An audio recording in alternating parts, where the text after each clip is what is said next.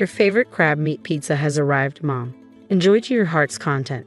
As my daughter-in-law places the plate before me, her kindness seems out of character. I can't help but question this abrupt shift. It strikes me that my eldest child and his wife might be orchestrating some scheme, using food as their tool. Their history of hostility and past attempts to deceive me weigh heavily on my mind. The lavishness of this pizza only adds to my skepticism. Their sudden display of kindness feels more like a calculated move than genuine warmth. Trusting them blindly would be naive. It's clear they're plotting something. I refuse to be underestimated. I possess the capability to defend myself and reverse any situation if necessary. My name is Mary, a housewife in her 60s. Since my husband's passing years ago, I've lived alone. Initially, when my eldest child and their spouse proposed I move in with them, I declined. They were newlyweds, and I wanted them to relish that special phase. Nevertheless, they insisted on residing nearby out of concern for my well-being, a gesture for which I was genuinely appreciative. Their frequent visits, despite my reassurances that they needn't feel obligated, were a testament to their caring nature. My eldest child would often express worry, prompting me to relent and indulge their concern. Similarly, my daughter-in-law sought opportunities to foster a bond with me even when my eldest was occupied. I took pride in my child's choice of partner, believing her to be a person of integrity. However, I was oblivious to their ulterior motives at the time, a realization that now vexes me. Reflecting on those moments, I am irked by my own gullibility. Genuine kindness without hidden agendas is a rarity. I allowed myself to be swayed by their eloquent assurances, oblivious to the underlying truth. It wasn't until later that I uncovered their true intentions. One evening, they dropped by and ended up staying overnight, citing a lack of plans for the following day. Though I hesitated to encroach on their time as a couple, suggesting they return home since it was nearby, my daughter-in-law was insistent. "We're eager to strengthen our bond, so we'd like to stay," she asserted. Reluctantly, I acquiesced, offering them the guest room. This house, a creation of my late husband, holds many unused rooms since it's too large for just me. Despite its dustiness, my daughter-in-law graciously assisted in tidying up, showcasing her adeptness at housework and reinforcing my favorable opinion of her. In the quiet of night, I stirred, parched, and made my way to the kitchen. En route, I noticed the living room bathed in light. Intrigued, I peered in, finding them seated on the sofa engaged in conversation. Unable to resist the temptation, I surreptitiously listened in, inadvertently overhearing a dialogue between my eldest child and his wife. "I'm utterly drained," remarked the eldest child. "That old lady has us toiling like slaves, don't you agree?" "Just endure a little longer," the wife countered. "Once we secure Mom's inheritance, we're free. If her husband hadn't been a CEO, we wouldn't be in this predicament. It's astounding how easily she's deceived just because we're cordial to her. Mom's always been emotionally fragile. She'll likely bestow the inheritance upon us." I was dumbfounded by what I overheard. If their words held truth, then their kindness was merely a facade to lay claim to my late husband's estate. Had all their previous gestures been insincere? Every word they uttered to me were family bound to support each other, or so I thought. Why this fixation on the inheritance? I couldn't discern any financial troubles on his part, but perhaps he's entangled in dire straits unbeknownst to me. What drives them to such lengths for an inheritance? Is it solely for monetary gain? The behavior of the couple left me pondering, perplexed by their motives. I resolved to confront them about their recent conduct. Through inquiries within the neighborhood and among acquaintances, a startling revelation surfaced.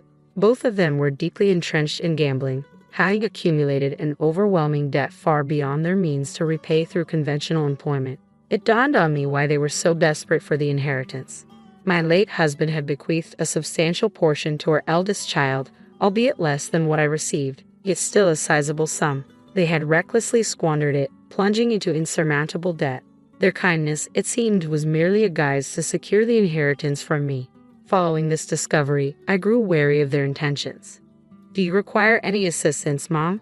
We're here to lend a hand," my daughter-in-law inquired, her words ringing hollow in light of the unsettling truth. "Your favorite crab meat pizza is here," my daughter-in-law announced cheerfully as she placed the plate before me. "Mom, eat as much as you want." Her sudden kindness struck me as odd. I couldn't help but question this abrupt change. Suspicions gnawed at me. It seemed my eldest child and his wife were orchestrating something, perhaps using food as a guise. They had a history of hostility and deceptive acts, so their newfound warmth raised red flags. It was clear to me that something wasn't right with this extravagant pizza. Their niceness felt contrived, and I couldn't shake the feeling that they were up to something. I refused to be underestimated. Despite being a housewife in my 60s, living alone since my husband's passing, I was not without my own strength. When my husband died, my eldest child and their spouse had offered for me to move in with them. However, I declined, wanting them to cherish their newlywed bliss. Yet they insisted on living nearby out of concern for me, a gesture I initially appreciated. Their frequent visits, despite my reassurances that they needn't feel obligated, only fueled my suspicions. But it wasn't until one fateful night that my doubts were confirmed. They stayed over, claiming they had no plans for the next day. I suggested they return home since it was close by, but my daughter-in-law insisted they stay to deepen our relationship. Reluctantly, I agreed, offering them the guest room. In the dead of night, I caught them conversing in the living room. What I overheard shattered any remaining trust I had in them. They spoke callously about me, about their plans to secure my late husband's inheritance. They had squandered their own fortune on gambling debts, leaving them desperate for money. Their kindness towards me was a ruse, a means to an end. From that moment on, I kept my guard up. When my daughter-in-law extended hollow offers of help, I politely declined, wary of their true intentions. Their subsequent attempt to confront me about a supposed new love interest only reinforced my skepticism. Their concern was a thinly veiled attempt to maintain control over my finances, and I refused to be manipulated any longer. I could see right through her facade. It was clear she was only concerned about protecting her inheritance. Yet my daughter-in-law continued to play the role of the caring daughter-in-law, never revealing her true intentions. That's acceptable for now, I thought. The true nature of my eldest child and their spouse will be revealed in due time. All witness their true selves when the moment is right. And that moment arrived sooner than anticipated. "Happy birthday, Mom," exclaimed my eldest child, presenting me with a bag from a fancy pizza establishment. Inside were an array of pizzas, including my beloved crab meat pizza. "Thank you, but let me handle these," I insisted, prepared to start plating them. "No, Mom, today's your day. Sit back and relax. I'll take care of it," declared my daughter-in-law as she whisked the bag away to the kitchen. My eldest child followed suit, offering assistance. Despite their seemingly genuine efforts to celebrate my birthday, I remained wary. Something was amiss. As I contemplated their motives, they returned with plates in hand.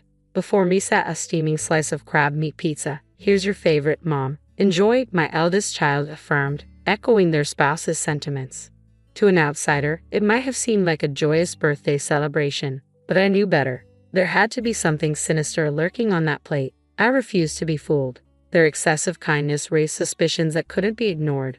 With my husband no longer by my side, I understood the importance of protecting myself. I vowed never to place my trust in them again. They would soon rue the day they attempted to deceive me. "Well, it certainly appears appetizing, but my tastes have evolved recently. I find myself drawn to the foie gras on your plate," I remarked, reaching for my eldest child's dish. They tried to intervene, but I feigned ignorance, questioning, "Is there a problem? You know, I've developed a newfound appreciation for foie gras. And if memory serves, you used to enjoy crab meat too, didn't you?"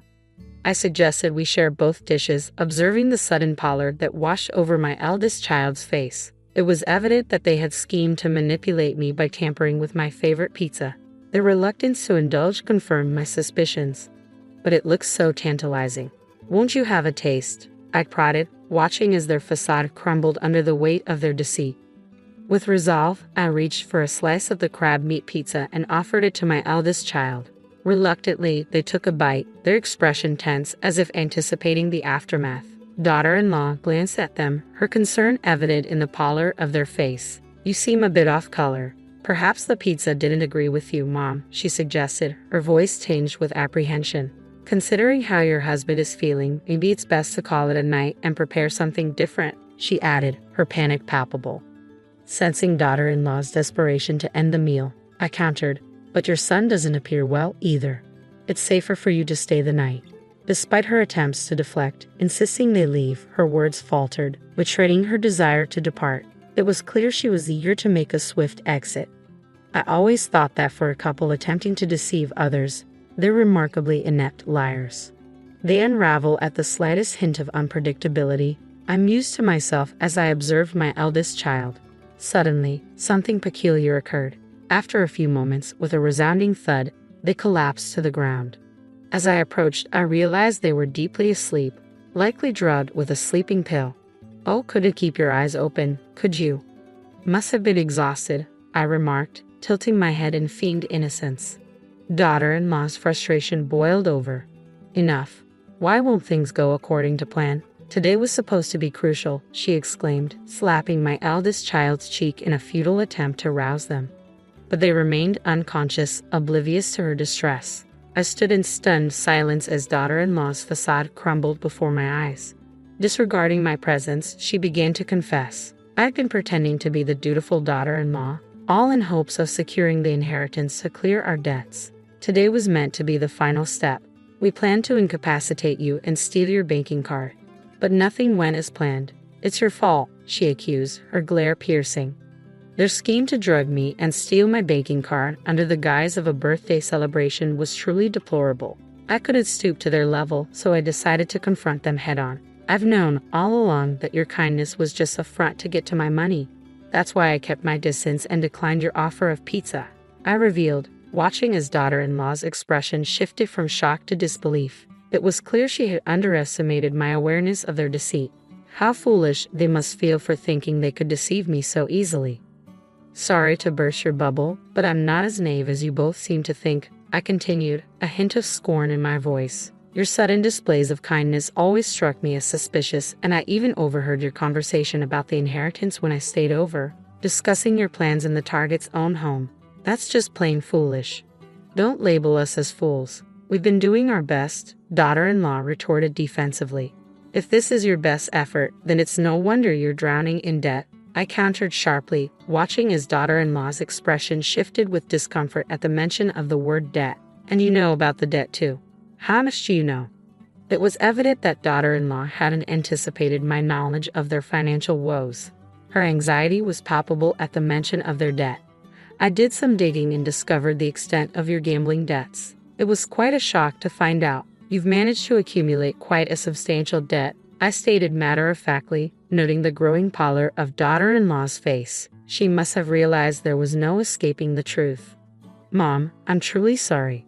Please forgive us. We're struggling to make ends meet. Can you lend us some money? We'll repay you, daughter-in-law pleaded earnestly, her once confident demeanor now replaced with desperation. Even in her distress, she continued to seek financial assistance. It was disheartening to realize that, to her, I was merely seen as a convenient source of support.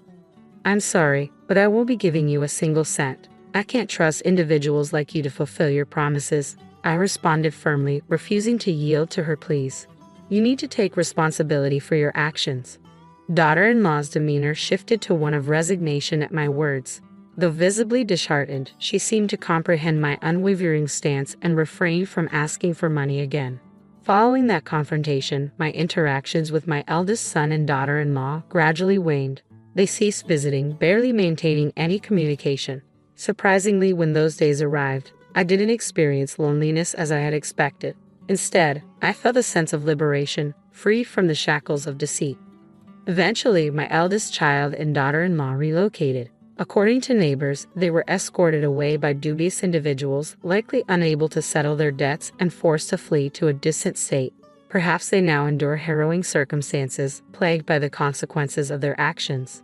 Yet such matters are no longer my concern. We are estranged, our ties severed.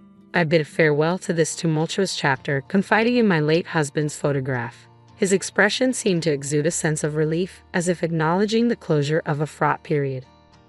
My sole family now resides in the memory of my late husband, the one who steadfastly stood by me. The life is fleeting. I am determined to embrace it with strength, cherishing the cherished moments shared with my husband. Sil kept making mean comments about my husband because he chose to stay home and take care of our family instead of working. I got really upset and told everyone at her wedding dinner how Jason had supported their whole family during tough times. Let me give you some background. I'm 28 years old and my husband Jason is 29. We met 6 years ago and got married 3 years ago. We have a 1-year-old daughter together. I met Jason through my brother, who is friends with him because of their jobs. Jason used to be a police officer, and my brother owns a pizza place where Jason used to hang out. One year, my brother brought Jason home for Thanksgiving, and that's when we met. After dating for 3 years, Jason proposed, and we got married. I had met most of Jason's family before we got married, and they were usually nice to me, except for my sister-in-law Janice, who is 27. Even though Jason assured me that Janice would warm up to me eventually, she never did. She never openly showed her dislike for me in front of others. Instead, she would make subtle insults and backhanded compliments, passing them off as jokes. At first, it really bothered me, but after a while, I got used to it. I got used to ignoring Syl's mean comments because I didn't want to give her the satisfaction of seeing me upset. She never said anything rude when my husband Jason was around, probably because she didn't want to upset him. Jason knew about the tension between his sister and me and made sure I wasn't alone with her during family visits. I didn't want Jason to cut off his family because of Syl's behavior, so we just pretended everything was fine. We both tried to ignore Syl's comments, even though it wasn't easy. We didn't really have any other choice. Looking back, I wish I had spoken up instead of staying silent. I was worried about causing trouble or being seen as overly sensitive. But I couldn't stay quiet any longer, especially after what happened recently. Jason used to be a police officer, but he quit his job to be a stay-at-home dad a few months ago. I'm a working mom with a demanding job as a trauma surgeon. My husband and I were struggling to balance our careers with raising our daughter. Both of us had demanding jobs and couldn't spend much time at home. We relied on daycare and our parents to take care of our daughter when needed, but it didn't feel like enough. We felt like we were missing out on important time with her, and we worried she wouldn't have us around much as she grew up. About a year ago, my husband Jason and I had a serious talk about this. He decided to quit his job as a police officer so he could spend more time at home with our daughter. I didn't push him to make that choice, but he felt it was the right thing to do since I earned more money, and he believed it was fair for our daughter to have one of us around most of the time. I asked Jason countless times if he was sure about quitting his job to become a full-time dad. It was a big decision, and I wanted to be sure he wouldn't regret it or feel resentful toward me. But he reassured me that he was happy to take on this role. Even though he loved being a cop, he seemed genuinely content spending his days taking care of our daughter and managing the household. We talked about it recently, and he admitted that it was a bit challenging at first to adjust to being a stay-at-home dad after working for so long. But over time, he found it easier, especially because he could spend quality time with our daughter. He's really happy with how things have turned out. He used to dream of being a cop, but now his biggest dream is being a father, and I think that's pretty amazing.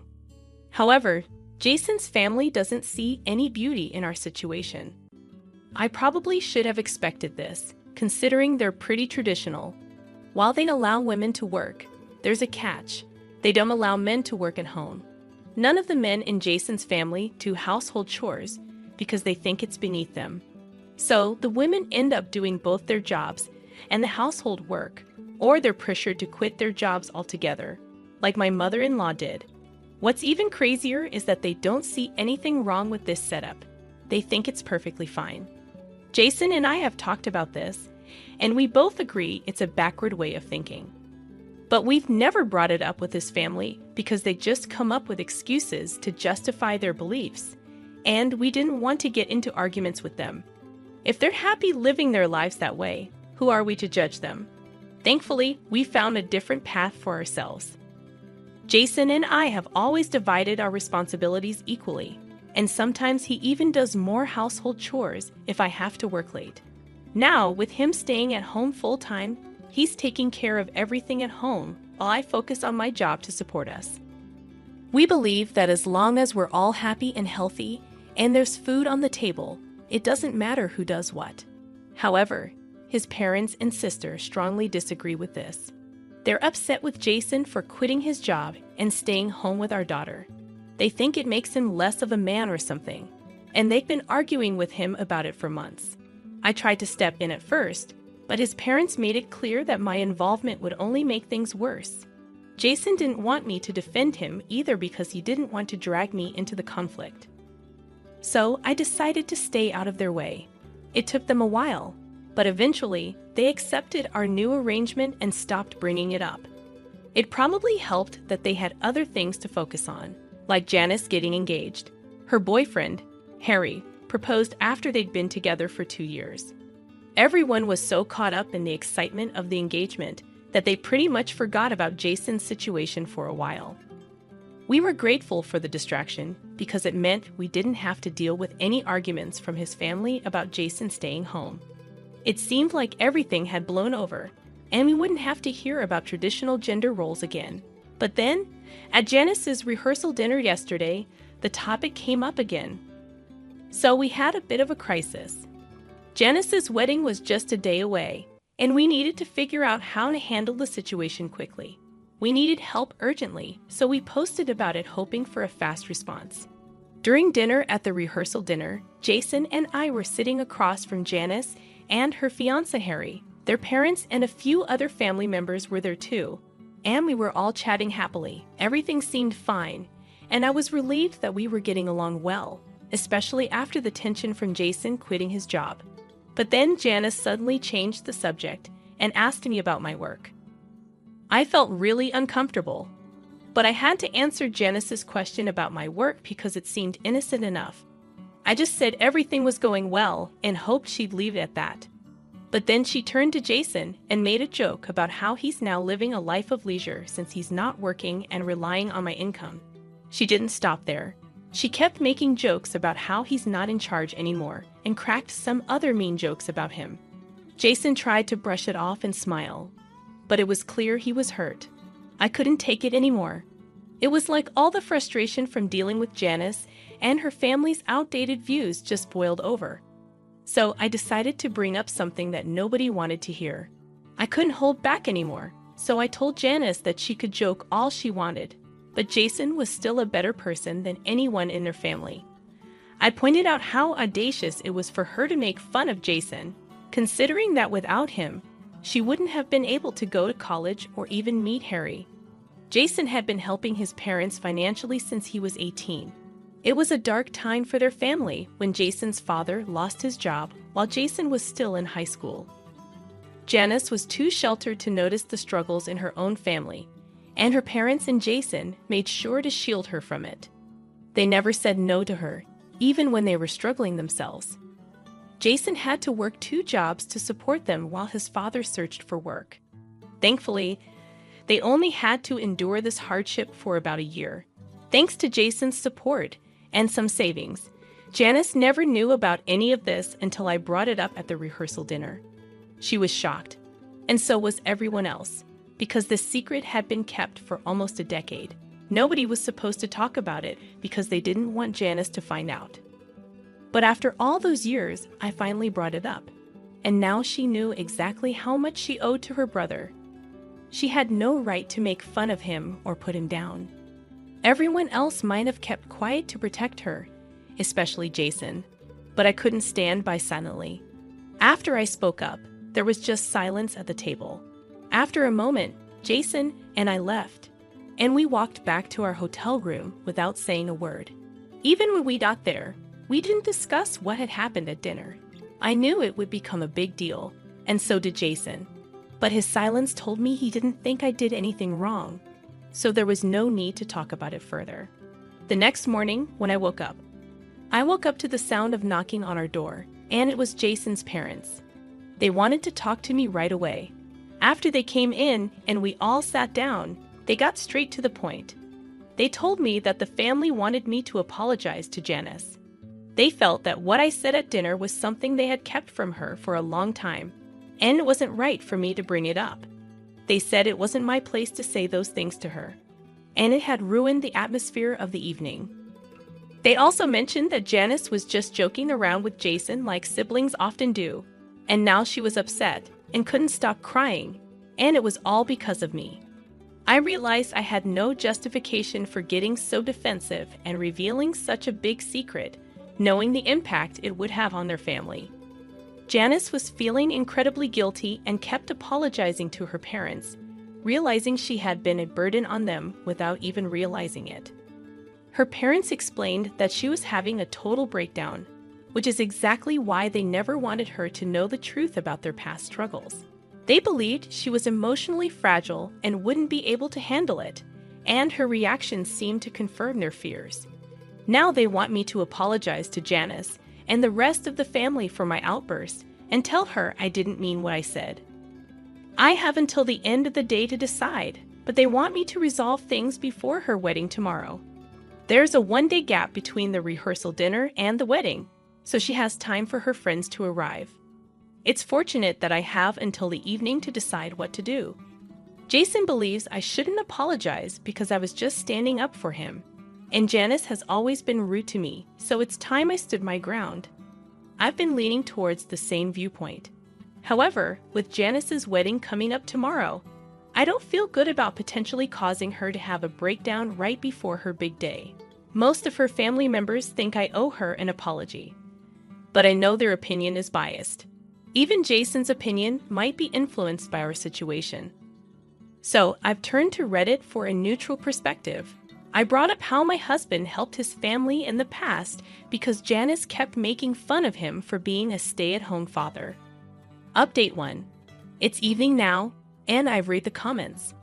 I've decided I don't need to apologize for anything. Jason and I are packing up to leave because it would be awkward if I don't apologize and still go to Janice's wedding tomorrow. We're going to tell his parents we're leaving, because it wouldn't be right to just disappear without saying anything. Jason and I discussed this earlier, and he thinks it's the right thing to do. Janice has always been rude and insensitive, and it's time she faces the consequences. Jason's family has been difficult to deal with since he quit his job. He expected them to support him, but they haven't. They make him feel bad for wanting to spend time with his daughter. We knew that they had old-fashioned views about work and household chores, but we hoped they would change. Since they haven't, it's their fault if we stop talking to them. We're happy with our lives, and if they can't be happy for us, we don't want them around. They've been negative and critical of us for months, and we don't need that kind of energy in our lives. So we stood up for ourselves because we had enough. Jason's parents didn't like it and called us selfish, saying we needed to consider how our actions would affect Janice's wedding. They thought our absence would cause a scene and take the attention away from her. Janice herself showed up after hearing the argument. She said it was okay if we didn't come to the wedding, and actually preferred it that way. But then she accused me of being selfish and trying to ruin her wedding. We ended up arguing, which wasn't great, but it gave us a reason to leave without more drama. They didn't try to stop us, which was a relief. We just want to focus on our own lives now. We might forgive them if they apologize, but that seems unlikely. Right now, we're just happy to be home with our daughter. Jason's playing with her while I write this. Our family feels perfect, no matter what anyone else thinks. Hey everyone, this update is a day after the wedding, which we didn't attend. Apparently, there was a lot of talk about us, mainly from Janice herself. It's funny because her parents were worried our absence would make the day about us. But Janice made it about us anyway. She told distant relatives about our argument, making a big deal out of it. Some people are reaching out to Jason for details, wanting to be part of the drama. We're staying out of it and being vague in our responses. We don't want to stoop to their level and get into more fights. Janice loves drama, and we don't want to give her more. We're ignoring everyone and trying to take the high road, even though they talked about us behind our backs. We just want to move on and leave the drama behind. My mother-in-law said something really hurtful to me while we were at a restaurant. She made it clear she didn't think I belonged there. She even hinted that because I wasn't her blood relative, I didn't matter as much. It made me so mad that I wanted to leave right away. As I got up to go, she stopped me and told me to pay for the meal if I was leaving early. But I wasn't about to pay for someone else's food after being treated like that. I stood my ground and refused. My name is Maya, and I work in an office. My husband Terrell and I are happy together, except for one big problem, his mom. She's always criticizing me and meddling in our lives. Even when I tell Terrell about it, he doesn't see the problem. He thinks she's just being a caring mom, but I know better. As time went on, my mother-in-law's interference in our lives got even worse. She had a key to our house, given to her by my husband, and she just let herself in whenever she pleased. She criticized everything and spread rumors about me to our neighbors. I begged my husband to move us somewhere else, but he didn't seem to care much, too caught up in his work. Then, something changed. He got a big promotion and a raise thanks to a successful project. Seeing this as our chance to make a fresh start, I suggested we start a family. Now that we have more money, maybe it's time to think about having kids, I said, hoping this would make him realize how toxic his mother's behavior was. But he had another idea. He thought if we were going to have children, we should live in a town that's better for them. There aren't many places for kids to go here, like daycare centers or parks. Shouldn't we move somewhere more family-friendly? Finally, he agreed to move, which made me even happier than his promotion did. But that happiness didn't last long. The next day, my mother-in-law showed up unannounced like she always did. I was annoyed, thinking she was going to start criticizing again, but something seemed off this time. I want to celebrate my son's promotion, so I've booked a fancy restaurant. It's really expensive, but it's classy. The food is amazing, and the staff is great. Everyone says good things about it, she told me, inviting me to come along. Sounds nice. Good for you, I said, trying to be polite, even though I was still not happy with her. Well, forget about your schedule. I really want you to come to this restaurant, she insisted. I'll take a look at my schedule, but I'm not sure if I can make it, I said. Don't say that. We really want you there, she insisted, not taking no for an answer. Even though I responded that way, she just smirked and left. It was strange because she had been excluding me before, but now she was inviting me and insisting that she'd wait. Something didn't feel right. When I asked my husband about it later, he said he had already promised his mother that we would go together. She had booked that restaurant specifically for us, and he was excited about it. Don't you feel the same way, Maya? He asked. Sorry, but I'm not excited about it. I'm worried about how much money we'll spend at such an expensive place. I really don't want to go.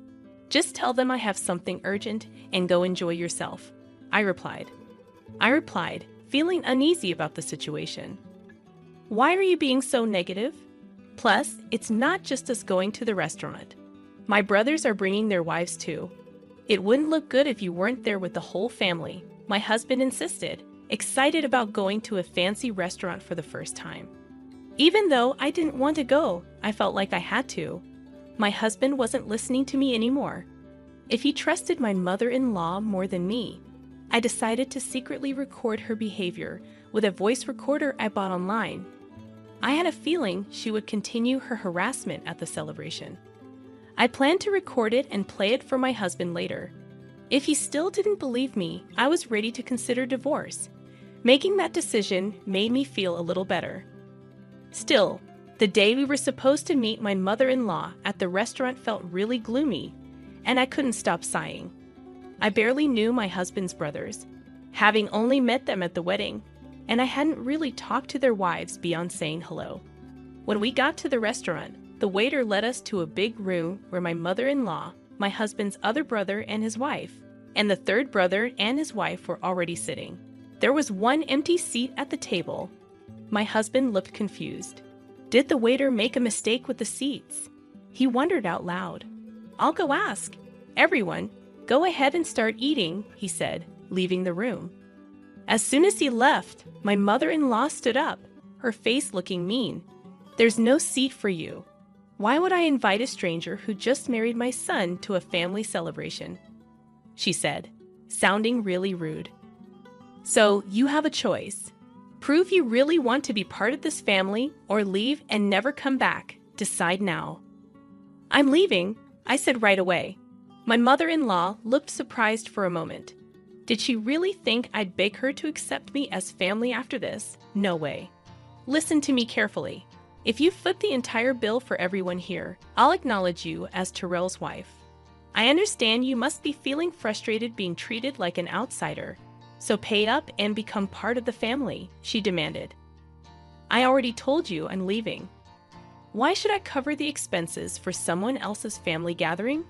I shot back, turning away from her. My mother-in-law banged her hand on the table and yelled, "Can't you see? I'm offering you a chance to be part of the family. Are you really okay with remaining a stranger? Pay up." No, I'm perfectly fine being seen as a stranger. And since I'm not family, I won't be paying for your meal. Goodbye, mother-in-law, I said firmly, and I walked out. She tried to catch up to me, but by the time she reached the entrance of the room, I was already at the exit of the restaurant. When I got home, planning to email my husband about what happened, he surprisingly returned within just 10 minutes. The waiter confirmed that there was no mistake with the reservation, and my mom was causing a scene, he explained. It seemed like my decision to stand up for myself had inspired the wives of my husband's brothers as well. They had been enduring my mother-in-law's mistreatment silently, but seeing me speak up gave them the courage to do the same. In a bold move, both of them left the restaurant, and our husbands, the eldest and third sons, hurriedly followed them. I was prepared for my mother-in-law's backlash, and sure enough, within 3 hours, the phone started ringing nonstop. It was so disruptive that I eventually blocked her calls. However, one call managed to get through from an unknown number. "Hello, sorry for calling so late. Is this Maya's mobile phone?" The man on the other end introduced himself as a police officer from the nearby police station. He informed me that after everyone left, my mother-in-law tried to eat what she could and then attempted to make me pay the bill. However, the restaurant staff, already unhappy with her behavior earlier, refused her request. They thought I wouldn't come back to pay after leaving upset. Ignoring her calls, my mother-in-law was advised to pay by card. But she didn't have one and didn't bring enough cash to cover everyone's meals. Desperate, she tried reaching out to other family members to help cover the costs, but no one responded. Frustrated and angry, she started yelling and blamed me entirely for the situation. Her anger got worse, and she ended up breaking expensive vases and flower pots in the restaurant. This caused the restaurant to call the police. The officers managed to calm my mother-in-law down, but she refused to admit any fault. The restaurant didn't get paid, and they had a difficult customer on their hands. They asked the police to escort her home. Feeling guilty for ignoring a call from the police, my husband and I reluctantly went back to the restaurant. When we arrived, the police were trying to calm my mother-in-law down. When she saw me, she glared and yelled, "You're useless. This mess happened because you didn't pay the bill. It's only natural to help your mother, isn't it? Pay up now." I was completely shocked when my mother-in-law said something almost threatening, even with the police around. They had already made it clear that if no one took her home, they would either drive her to her in-laws' house in a patrol car or arrest her for leaving without paying. "Please take her away, arrest her, or do whatever you need to do. Just make her take responsibility," I said firmly, my voice firm and determined. My mother-in-law looked shocked at my words. "How could you say something so heartless? I can't believe it. Just pay the bill. It's bad luck to have a family member arrested," she pleaded. "I don't care. I'm not family, and I don't want to be associated with someone who's acting irrationally and causing a disturbance," I replied firmly, trying to leave the restaurant and leave the situation for the police to handle. However, my husband, who had stayed quiet until now, gave me a stern look. "I understand that what happened to Maya was awful, but is it really serious enough to warrant arrest?" he asked, defending his mother. "You're missing the point. She's in trouble with the police because she tried to leave without paying and caused a scene. It has nothing to do with me. Or are you suggesting that I should be responsible for paying for 6 people's meals, even though I didn't eat?" I countered. My husband fell silent, but walked past me towards the police and the restaurant staff. I knew what he was planning to do. Expecting his actions, I called out to him as he walked away. "If you're going to pay for her meal and compensate them, we're getting divorced. Think about that. My husband didn't say anything in response to my words and silently took out his wallet. Feeling hurt and betrayed, I left the restaurant and walked back home along the familiar road. I began packing my essential belongings, getting ready to leave. Just before the day changed, my husband finally returned. Mom's not getting arrested. It seems she was really in the wrong. But the restaurant said they'd forgive her if I compensated them and promised she'd never come back. I didn't have nearly enough money, so I had my brothers come and help. "Oh, I'm so tired," he explained, his voice sounding exhausted. He kept talking about what happened after I left, seeming irritated by my lack of response. Then he noticed my packed bags and approached me. "Hey, what's with these bags?" he asked, looking confused. "I'm getting ready to leave because we're getting divorced. I told you that if you sided with her, we get divorced. You can't say you didn't hear me, neither can you," I replied firmly. My husband looked down at me, his eyes filled with astonishment. Then he lifted his gaze and began to shout, "What's happening? You've been acting so strange today.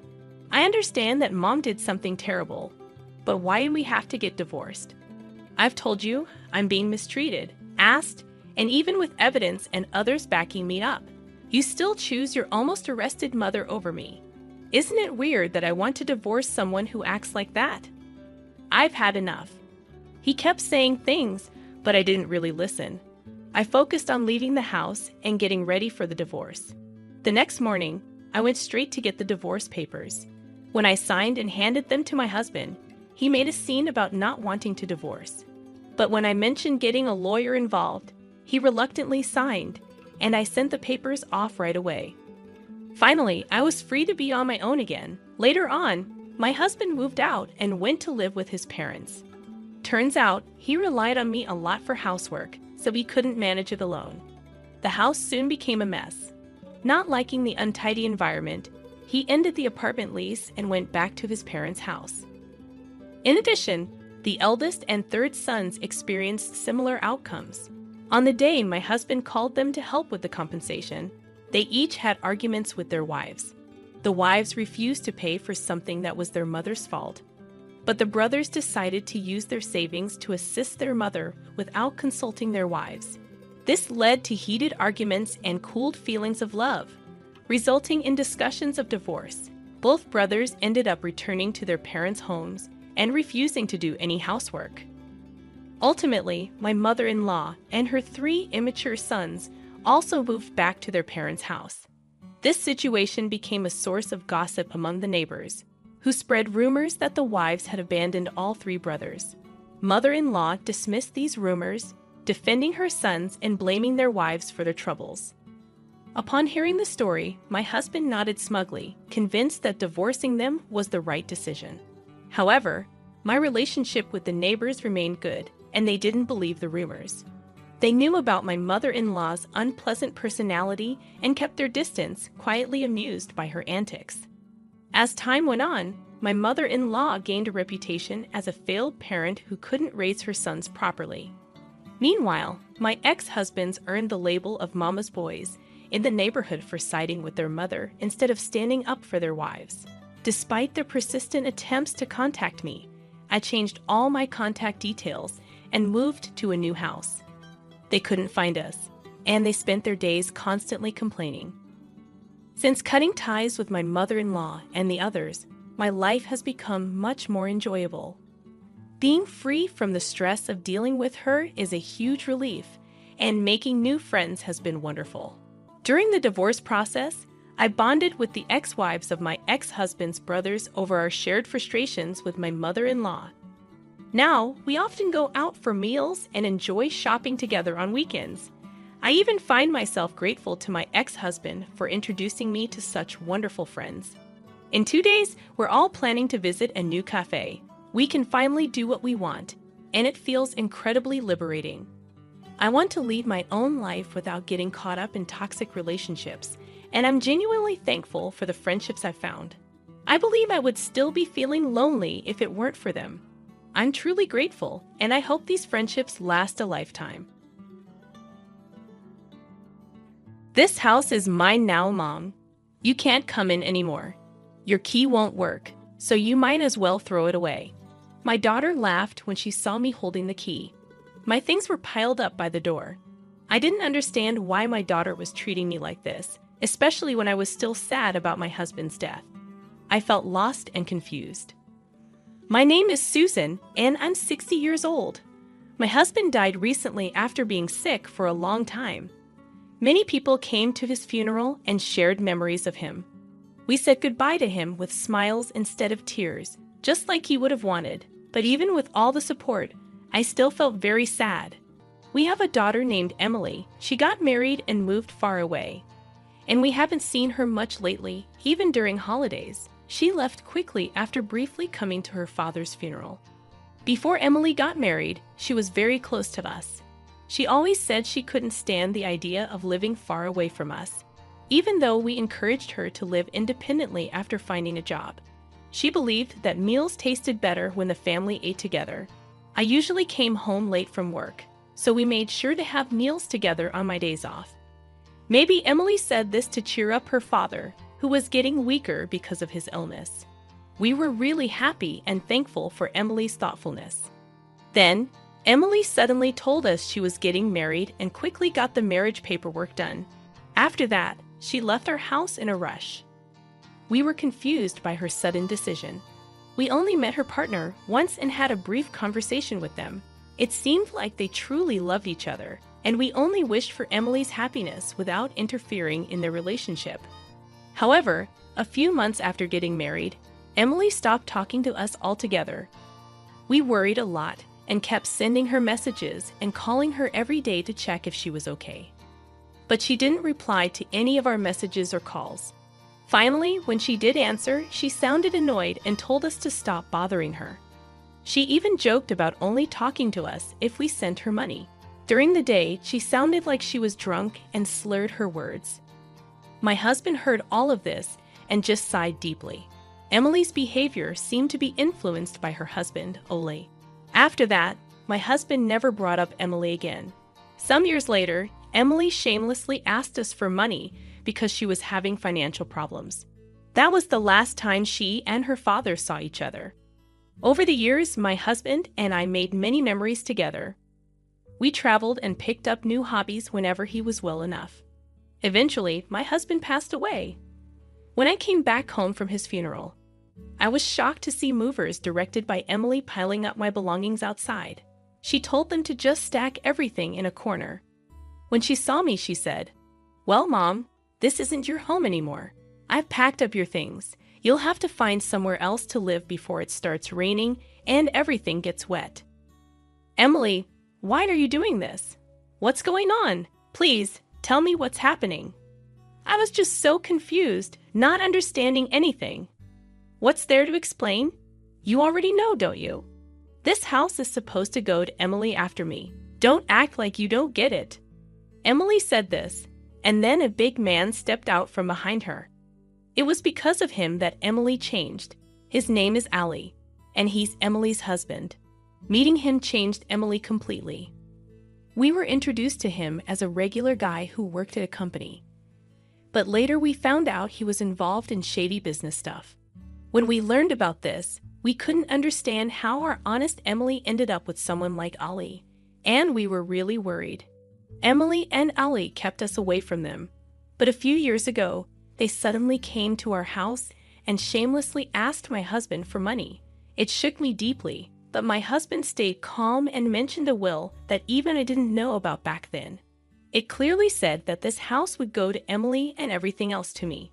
Now that Dad has passed away, the house belongs to Emily, so outsiders should leave quickly. You have no right to live here. Don't pretend you've forgotten. Ali kicked my things aside and sneered, "But you can't just show up here all of a sudden." Seeing my stuff piled outside, I didn't know what to do. I felt completely lost. Now, Ole, don't be so harsh. Mom shouldn't stay here, but we're still family, right?" Emily said this as she came closer to me while I held onto the key. "Don't be so sad. You'll always be my mom. You can use this key to come to the house anytime. Don't feel too down." Then she took the key from my hand and threw it as far as she could. "What's the matter with you? The key flew through the air and disappeared. I was shocked by Emily's unexpected action. Turning back to her, I said, "I'm sorry about that." Upon closer inspection, I realized that the key was already useless. I forgot we changed the locks earlier. There was no point in you holding onto it, so I threw it away for you. Don't act like I've done something terrible. It's not that big of a deal. Emily and Ole looked at me in disbelief and burst into laughter. Emily's face, now completely different from before she got married, showed that she would do anything for her own benefit. I felt tears starting to form. Then I remembered my husband's gentle smile, as if he was telling me to stay strong. "Emily, I understand what you're trying to say, but you're getting the wrong idea. This isn't the right place to talk. Let's go inside." I urged Emily and Ole to come inside, but they resisted. "We're still moving in, and don't act like you're in charge, telling us where to talk. This isn't your house anymore. You need our permission to come in." Ali snapped back. Faced with Ali's rudeness, I insisted, "We need to discuss this house. It's not yours yet." "I'm just about to explain," Emily interrupted. "I've called someone who can explain it clearly, and he'll be here soon. Let's go inside and have some tea. If you keep refusing, I'll call the police. Don't make me say it again. This house doesn't belong to Emily. If you understand, come inside quickly. If you try anything, I'll be the one calling the police," I said firmly, unsettling them a bit. "Well, it might be the last time we listen to an old woman's nonsense. You're getting old anyway. We'll hear you out this time. But if you talk nonsense, you'll have to pay for wasting our time," Ali threatened, sitting on the sofa with his legs crossed. Emily gave me a similar glare. It seemed like they had threatened people like this before to get what they wanted. This made me feel sad. Soon, the doorbell rang, and I let a man into the living room. He was the lawyer who had been there when my husband shared the details of the will. "You're the lawyer from before, right? What are you trying to say?" "We've seen the will that says this house goes to Emily, and Dad said so." "That's the truth, isn't it?" Ali argued. "As I mentioned earlier, there was a misunderstanding before. The will includes a condition, and if that condition happens, the inheritance changes," the lawyer clarified. "Why are you confusing us with all these complicated terms?" Emily responded in frustration. Seeing their confusion, the lawyer took over to explain. "A conditional bequest with revocation means the will has conditions. In your father's will, the condition was that Susan could stay in the house as long as she's healthy. Emily would only inherit it if Susan couldn't live there anymore due to health issues or passed away. Your father was very clear about this." Ali and Emily looked completely confused. Did he really say that? Even if he did, we wouldn't remember. What's this talk about revocation? Emily shook her head in disbelief. "Okay, then what about those conditions?" Ali asked, sounding a bit shaken but still defiant. "By trying to kick Susan out of the house, you violated the conditions of the will. Because of that, Emily lost her right to inherit the house," the lawyer explained straightforwardly.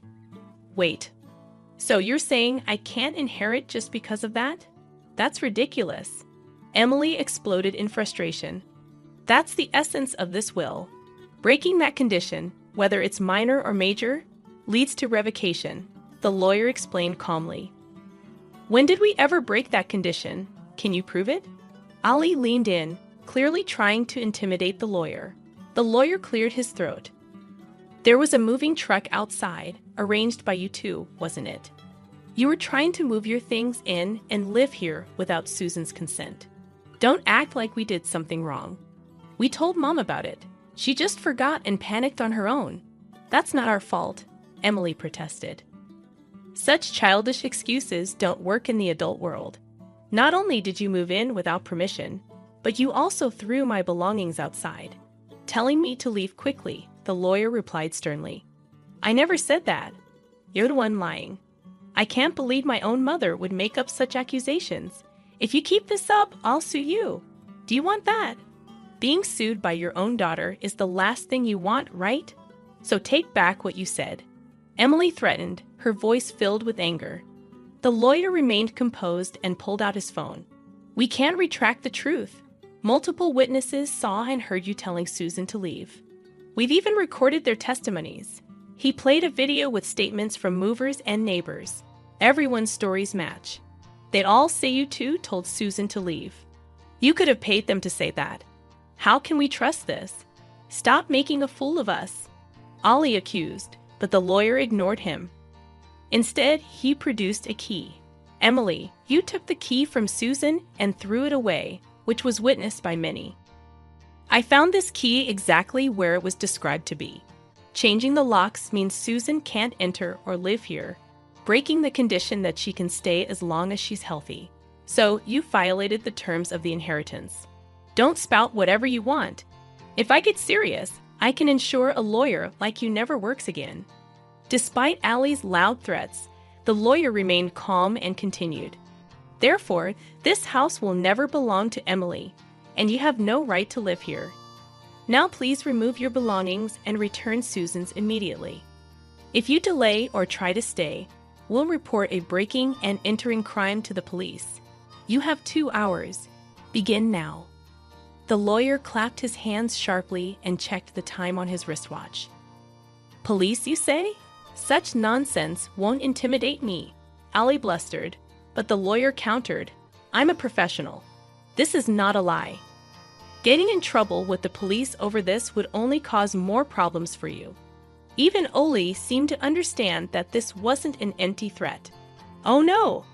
Ollie and Emily began sweating profusely and quickly got up to start moving their things. It seemed Ollie was more bark than bite, like a big guy with no courage. I'm sorry. We'll put everything back right away, so please don't call the police, okay? Please? Emily pleaded sweetly with the lawyer and yelled at the movers outside to reload the truck. But they refused, saying there was no such agreement. In the end, Ollie had to rent a car and somehow managed to load their belongings. Just loading isn't enough. You must put everything back the way it was. If Susan's belongings are damaged or dirty, clean them up.